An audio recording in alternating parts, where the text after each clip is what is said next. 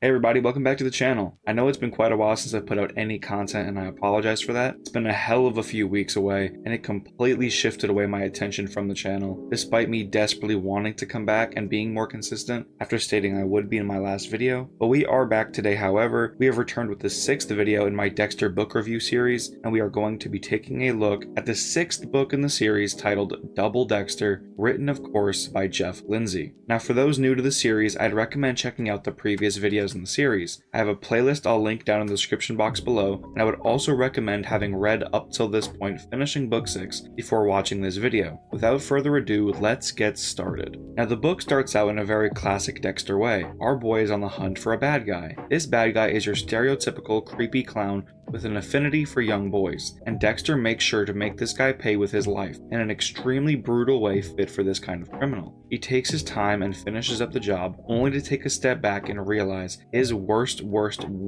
ever fear has come true. He's been spotted. Somebody caught him in the act. He wasn't able to catch the guy's face, and all Dexter knew was that he drove a Honda, and the general look and color of the vehicle with some key imperfections. So obviously, as any self-respecting serial killer would be, he was rightfully freaked out and mortified about what could be awaiting him moving forward. He was seen. His dark passenger hadn't given him a heads up, and he had no idea who this person was. He went the next few days in a horribly sour mood because he was convinced his life was pretty much over, until he came to a realization. Perhaps with the car's information, and a quick look for a dangling taillight and rusty mark, and a bit of Dexter's famous luck, maybe he could find the concerned citizen and just kill them, because there couldn't be that many cars in Miami with those exact just right specifications. This thought brought him a world of peace, and even though the voyeur didn't do anything to warrant his death, legally or morally, in big red text in the Code of Harry, it does specifically say, "Do not get caught." So Dexter had made up his mind. A couple weeks later, and on top of Dexter going about his search,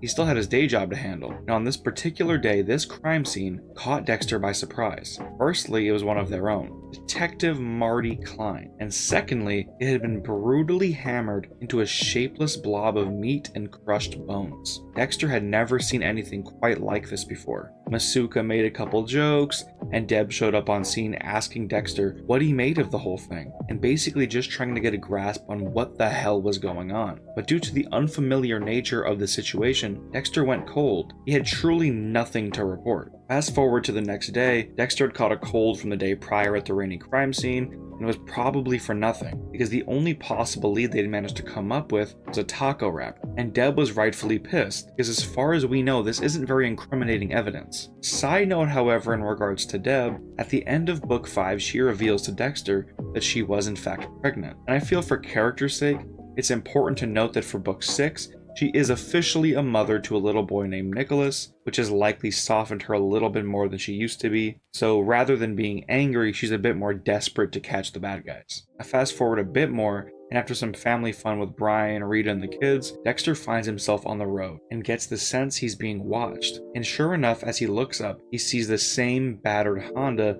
that had seen him kill the clown at the beginning of the book. This brought that anxiety back that Dexter had been feeling, that helplessness and dread, and Dexter had to go to work, so he couldn't even do anything about the Honda just yet. He had to just let him go. What's he gonna do, kill him in the middle of traffic? And at work it wasn't any better, because another smushed up, hammered body of another cop, this time a uniformed officer, was found in one of the busiest places in the city, and nobody knew how someone could sneak a body over there without anyone noticing. Dexter, however, was able to crack that theory a little bit, because they were near a body of water, and Deb, stating the obvious, showed that it was most likely the killer came on a boat and dumped the body that way. Now, because of the severity and brutality of these murders and simply lack of evidence, some people began feeling that there was some otherworldly, supernatural force or movie villain taking out these cops. The name Freddy Krueger was mentioned a few times. They even debated getting one of the Santa Maria priests out there for this, and that brought me right back to book 3, which was not a welcome reunion. But regardless, we put a pin in that storyline for the moment,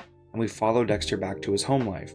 Now, Rita had been acting a little strange. Up till this point, drinking a bit more, questioning Dexter about where he's been going, and whenever Dexter says he's going out jogging, when he's usually doing something much more nefarious, she starts to question if he's really going out jogging. And she was just overall acting a little bit guilty herself. When Dexter gets back to the house and tries to find out where she is, she's in the backyard with Lily Ann, Dexter's daughter from book 5, and she's completely wine drunk while telling Dexter they need a new big house because theirs is getting too small for their growing family. She also mentions how she's talking to Brian about buying foreclosure houses, since apparently Brian got himself into that industry now as his cover profession. Before he can even answer her, she nods off wasted. Back at the station sometime later, we find out something interesting about the second Hammer victim. He as well had been eating tacos, so there actually could be some significance to the taco wrapper from prior. And not just that, Deb went out with her new partner, and when she came back, she had an evidence bag with a hammer in it. They had found a partial print on the hammer, and it was just a waiting game until they could get some information about the print and who it belonged to. But Deb took it into her own hand, using some of Chutsky's old connects to make it go a bit quicker, and after figuring out that the prints belonged to a Richard Kovacic, she went up to get him and ended up being put in the hospital with a broken arm by the guy. She explained that the way she was able to figure out it was him was because after stopping at a cop bar with her partner, she heard a loud bang from a construction site nearby, and coincidentally there was a taco truck parked across the street. So when she went to go check out the construction site, Kovacic came at her with a hammer and they managed to take him in. This ordeal was incredibly big in the media, and Deb was now being heralded as an absolute badass hero, working mom taking out the bad guys. And due to this, some of that publicity started to leak out to Dexter, which due to his recreational activities, he was not a fan of in the slightest, especially because this was one of the few cases he actually didn't help Deb solve.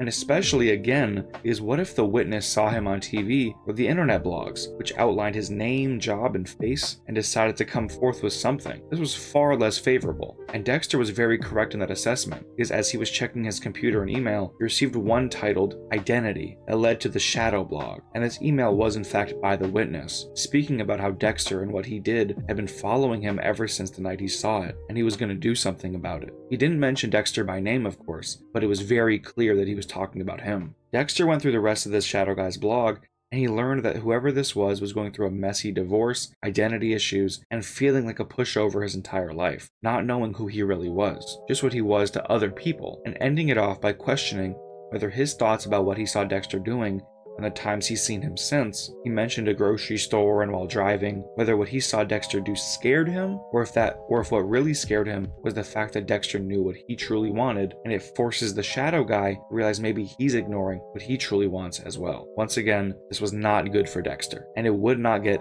any better, because after doing some house hunting with Rita and the kids, Dexter received yet another email telling him that they were both alike, and they were more similar than he thought, and he was going to do something bad, and that Dexter knew what he would do, just not when. Dexter just could not catch a break. A while later, they were doing more house hunting and ended up checking out the house Dexter had killed Valentine in, because it was a foreclosure and it was in the general area. And as Dexter looked around, he noticed some dark spot on the ground and wondered had he missed a spot. This turned a gear in his head, and he quickly ordered his family out of the house in a way that puzzled Rita, and this quarrel with Rita would continue later on into the house. And later on, when Dexter decides to go out and check more houses, looking for the Honda, Rita questions where he's going, insinuating an affair, but Dexter doesn't pick up on this at all, despite being as clever as he is, and he heads out anyway. Now on the Shadow Guy's blog, like I had mentioned, he was going through a divorce. Now when talking about his ex-partner, they were only referred to as A, and this had puzzled Dexter and given him absolutely nothing to go on. So you'd imagine his relief when going through the list he had of all the cars and everything, he stumbles upon the name Alyssa, and he believes he's found that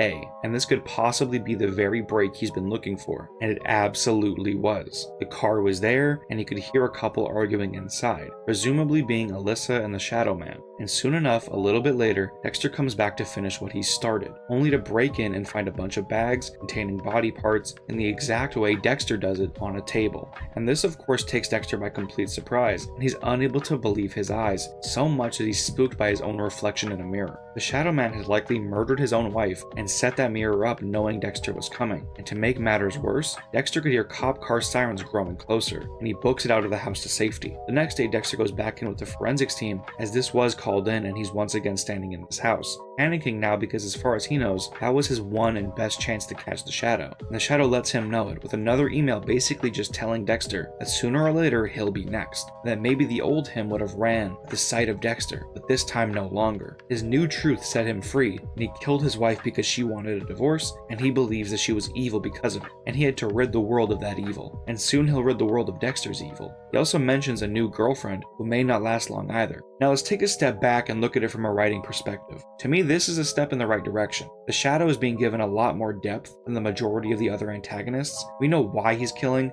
his origin of killing, his link to Dexter, and the very real threat he poses, because despite becoming a killer, he's also a wizard with computers. This gets me far more invested in the character, because he feels far more fleshed out and threatening, especially when going back to the whole computer whiz stuff, because Dexter actually finds out the guy's name, Bernard, and it turns out he's basically faked his death on everything, and every record, so there's no trace of him now. And Dexter really has no way of finding him just yet. But let's set that aside for 1 second, because a little later, Dexter is trying to profile the guy from the blog. Masuka comes in and tells Dexter some troubling news. Camilla Fig was murdered, and she was murdered in the same way as the cops had been murdered with the hammer. And since it seemed now that Deb caught the wrong guy and she fucked up big time, and the passenger made sure to let Dexter know that something was off about this whole thing. And due to the fact that it was done a lot sloppier, with blood this time, where the previous victims had never even had their skin broken, and the fact that it seemed it had been done with a rounder object, like a baseball bat rather than a hammer, there were definitely inconsistencies, but Dexter wouldn't be able to investigate those legally because he was now a person of interest. Because apparently Camilla had a secret obsession with Dexter, having hundreds of pictures of him in her house, and Detective Hood and Dokes put forward a theory that he may have been screwing around with Camilla and maybe killed her so that she wouldn't tell Rita, which as the audience we know is pure bullshit, and Dexter talks to Deb about this later, and they come to the conclusion that Dexter's stalker friend with the blog had begun a romantic relationship with Camilla to frame Dexter and get the heat on him. This was reinforced by another email Dexter received where the shadow stalker taunted him more and more, and things were no better at home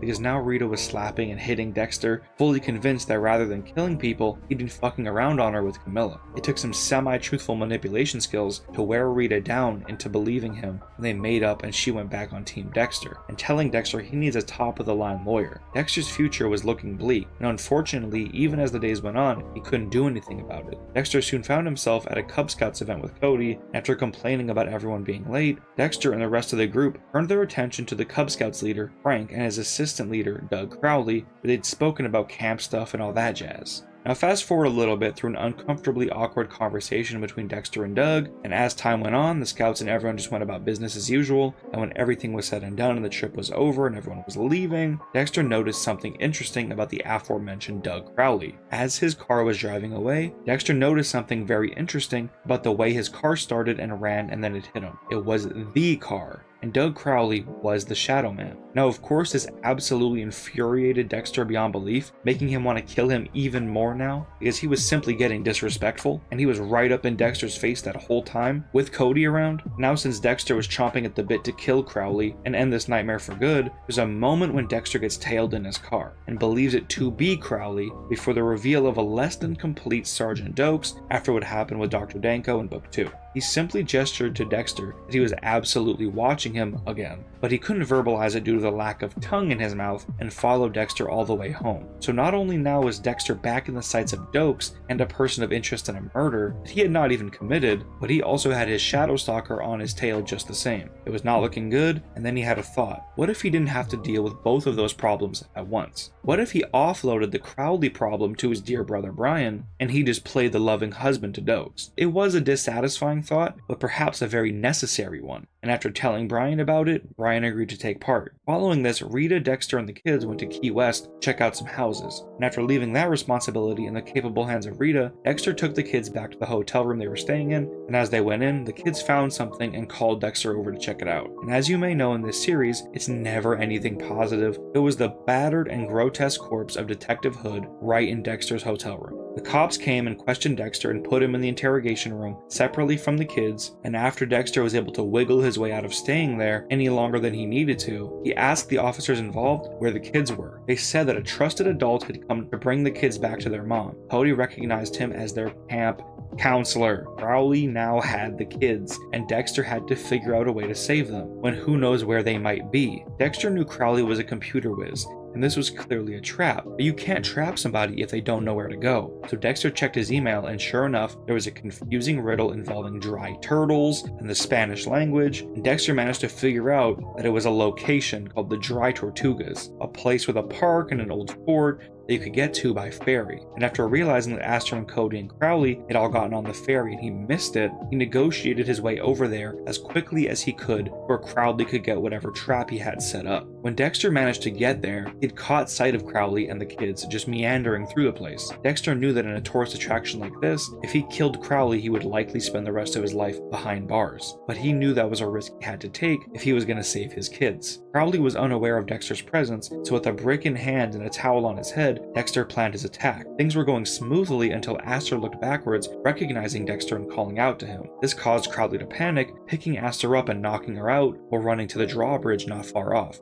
Crowley took control of a boat and took off, thus commencing a James Bond kind of moment where Dexter jumped in the water, grabbed onto a lady who was holding onto a line connected to the boat before she unfortunately let go. But Dexter was able to grab a hold of the line as she got stepped away, and he lifted himself onto the boat and snuck over to Crowley, and a fight ensued. They went back and forth until Aster came and sprayed him with soda and kicked him in the dick. Together they overpowered Crowley and tossed him overboard, where he ended up being eaten by a hammerhead shark. The book ended shortly after this, with Dexter being cleared from suspicion and the missing Crowley being a wanted man who apparently fled to Cuba, wink wink, alongside Dokes being put on a suspension without pay due to his Dexter obsession. And honestly guys, this was a very good book in my opinion. It's the first one in the series that I felt had a good solid ending sequence, and it just felt like a classic Dexter story. There weren't any demons or retiring from killing or new babies getting in the way of his lust for blood. Book 6 felt like it was a throwback to the first two, and those were by far my favorite in the series. It had an antagonist, it had a bit more depth and character, and felt like a presence throughout the whole book. Dexter being under the bright lights of the law was also very interesting and something that kept me hooked. Double Dexter was very, very good,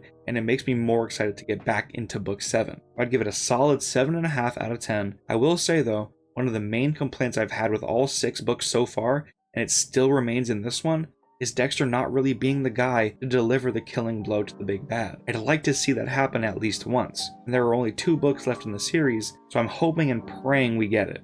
But besides that, thank you guys for watching. I will see you guys next time.